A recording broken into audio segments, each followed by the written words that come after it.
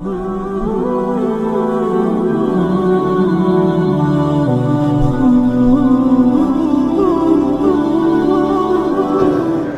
کرنے کے 3 طریقے ہیں۔ پہلا ہے حج افراد، دوسرا ہے حج تمتع، تیسرا ہے حج قران۔ ان تینوں قسموں میں سے کسی ایک طریقے سے ہم حج کریں گے۔ ان تینوں طریقوں میں سب سے آسان جو حج ہے وہ حج تمتع ہے۔ پھر سے ایک مرتبہ ذہن میں رکھ لیں، حج کی 3 قسمیں ہیں۔ پہلا ہے حج افراد، دوسرا ہے حج تمتع، تیسرا ہے حج قران۔ اب یہاں سے مسائل کو ذہن میں رکھیں۔ ایک تو احرام ہوتا ہے اور دوسرا عمرہ ہوتا ہے، تیسرا حج ہوتا ہے۔ جب آپ احرام باندھیں گے اور آپ نے احرام باندھنے کے بعد آپ نے اسی میں عمرہ بھی کیا اور احرام کھولے بغیر اسی حالت احرام میں آپ نے حج بھی کیا، تو ایسے حج کو حج قران کہتے ہیں۔ قران کے لفظی معنی آتے ہیں ملنے ملانے کے۔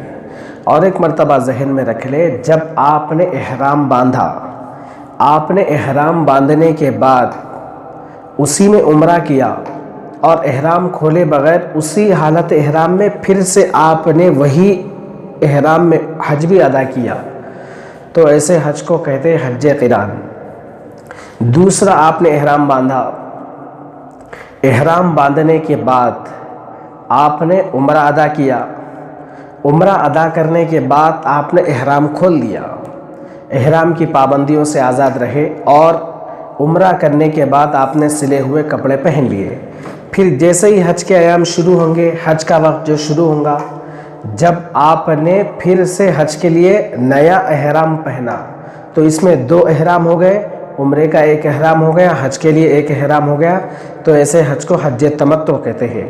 پھر سے حج تمتع کو سمجھے، جب آپ نے احرام باندھا، احرام باندھنے کے بعد آپ نے عمرہ ادا کیا، عمرہ ادا کرنے کے بعد آپ نے احرام کھول دیا، احرام کی پابندیوں سے آزاد رہے، سلے ہوئے کپڑے پہن لیے، اور حج کا جو عمرے کے درمیان حج کے درمیان جو وقت ہے وہ احرام کی پابندیوں سے وہ وقت میں آپ آزاد رہے، یعنی احرام باندھنے کے بعد آپ نے احرام کھول دیا عمرہ کر کے، پھر حج کے لیے اثر دوسرا احرام باندھا، تو اس میں 2 احرام ہو گئے، احرام کی پابندیوں سے آزاد رہے، تو ایسے حج کو حج تمتع کہتے ہیں۔ تیسرا حج یہ ہے، تیسرا طریقہ یہ ہے کہ آپ نے احرام باندھنے کے بعد آپ نے عمرہ نہیں کیا بلکہ آپ نے سیدھا حج کر لیا، تو ایسے حج کو حج افراد کہتے ہیں۔ تیسرا طریقہ یہ ہے، آپ نے احرام باندھا، اس میں آپ نے عمرہ نہیں کیا بلکہ آپ نے سیدھا حج کر لیا، تو ایسے حج کو حج افراد کہتے ہیں۔ تو یہاں پر ہم کو احرام باندھتے وقت کون سا حج کر رہے ہیں، ہم کو یہاں پر نیت کرنا پڑے گا۔